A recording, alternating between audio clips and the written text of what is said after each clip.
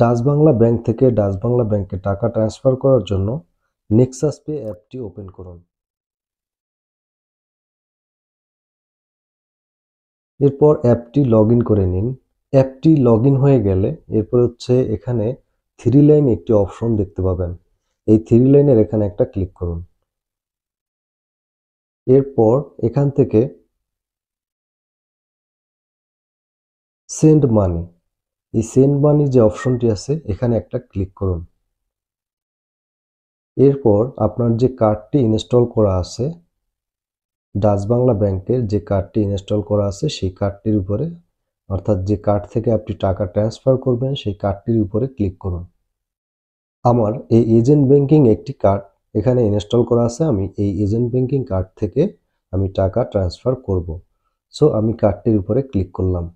এরপরে এখানে দেখুন আদার অ্যাকাউন্ট, এই আদার অ্যাকাউন্টের এখানে একটা ক্লিক করুন। এরপর এখানে আপনার এই যে কার্ডটি চলে আসবে। এই কার্ডটি যদি না আসে এখান থেকে চেঞ্জ কার্ডে ক্লিক করলে আপনি যে কার্ডটি সিলেক্ট করতে চান এখান থেকে সিলেক্ট করুন।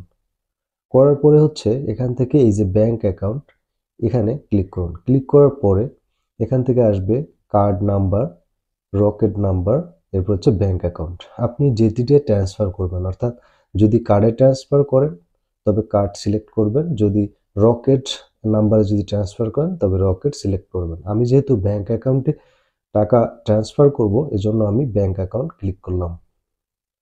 এরপর এখানে ব্যাংক এই অ্যাকাউন্ট নাম্বার দিতে হবে। সো আপনি এখানে ব্যাংকের অ্যাকাউন্ট নম্বরটি এখানে দিয়ে দিবেন। আমি এখানে আমার ব্যাংক অ্যাকাউন্ট, যে অ্যাকাউন্টে টাকা পাঠাবো সেই অ্যাকাউন্ট নম্বরটি এখানে দিয়ে দিচ্ছি। সো আমি অ্যাকাউন্ট নম্বরটি এখানে বসিয়ে দিলাম। অ্যাকাউন্ট নম্বরটি দেওয়ার পরে এখানে যে এন্টার আছে এই এখানে এন্টারের এখানে ক্লিক করবেন।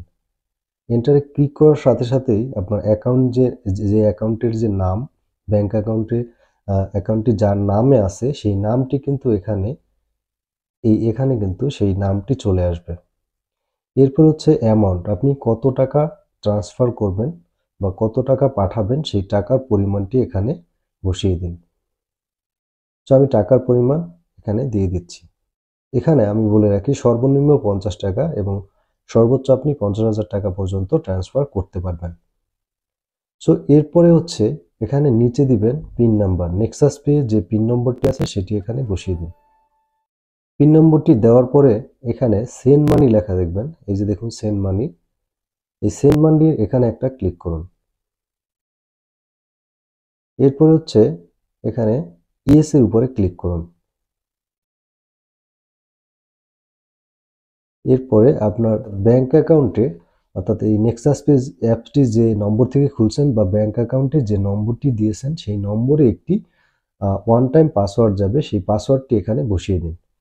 সো আমি এই ওয়ান টাইম পাসওয়ার্ডটি এখানে বসিয়ে দিচ্ছি।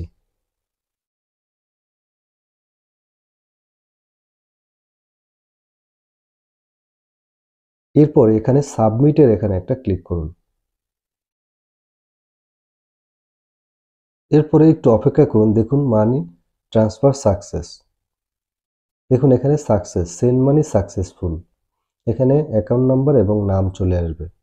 আর এভাবেই চাইলে আপনি নেক্সাস পে অ্যাপের মাধ্যমে ডাচ বাংলা ব্যাংক থেকে ডাচ বাংলা ব্যাংকের অ্যাকাউন্টে টাকা ট্রান্সফার করতে পারবেন। আজকের ভিডিওটি ভালো লাগলে একটি লাইক দিন, শেয়ার করুন আর সাবস্ক্রাইব করুন। ধন্যবাদ সবাইকে।